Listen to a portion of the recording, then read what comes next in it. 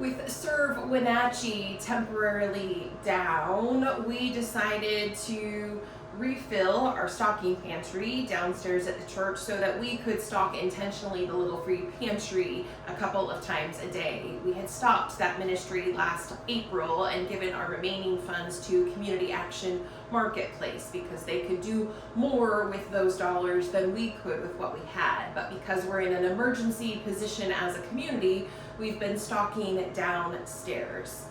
And related to that, or at least along the same timeline, a woman came in and she was Spanish speaking, so I was called on to have that conversation with her, and she said, you know, we need some food for my family. We also need shoes and jackets. And so we had a conversation about how many kids she had. 4, plus she and her husband, and they all needed jackets and shoes and clothing, and jackets, shoes, and food, excuse me. And so we got some food here. I had a private donor who got some food from their house that they were able to give, and I put out on Facebook, you know, we need some jackets and we need some shoes in these sizes. And a couple of folks donated items, and some folks brought gift cards, and we needed cleaning supplies and hygiene supplies, all the things, right, for a family. And when you're providing for a family of 6, all of those things add up. And as we received donations, we received some overlap of items. So a couple of things of toothpaste, a couple of things of dish soap, a couple of things of toilet paper, a couple of things of paper towels, a couple of things of shampoo. And one of the discernment things that happens when we're working with folks in need, and when we know it's not just one request, but that there's another person who's going to come into the door later today, and another tomorrow, and maybe the next day, and others who are visiting just the little free pantry and not coming in directly, is how do we stretch the resources that we have? And part of what we account for is if I'm pulling food for a family of 6, I don't just give them one thing of fruit cocktail, because the reality is this won't feed all 6 of them.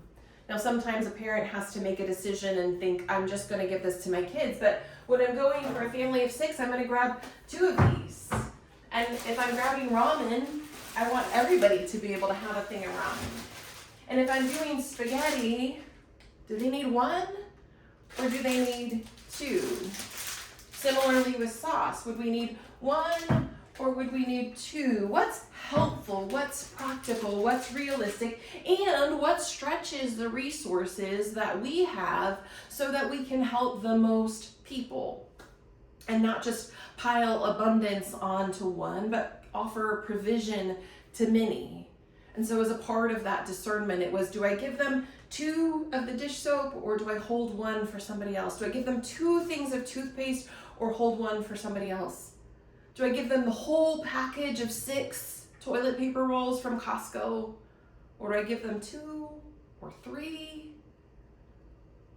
These are some of the decisions that we are making in our aid. These are some of the structures and policies that folks like Serve Wenatchee and Community Action have in place so that they can extend their giving.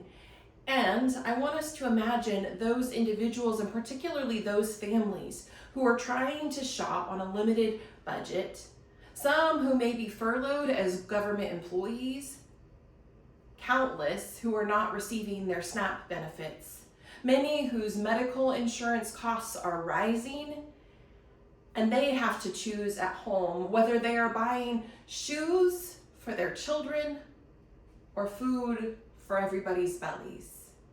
And are they going to give everybody a small portion of just a little bit of spaghetti? Or will they be fortunate enough to have 2 so that everybody can be full? Or even in their own home, are they making a choice about, you know, I could feed everybody full tonight, but then what are we going to feed them on Saturday or Sunday? So maybe we try and stretch this some kind of way so that we have enough.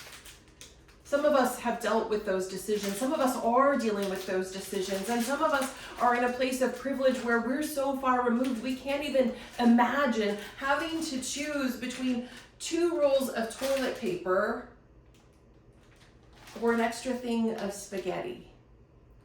Friends, in this season, we are collecting funds for Community Action Marketplace.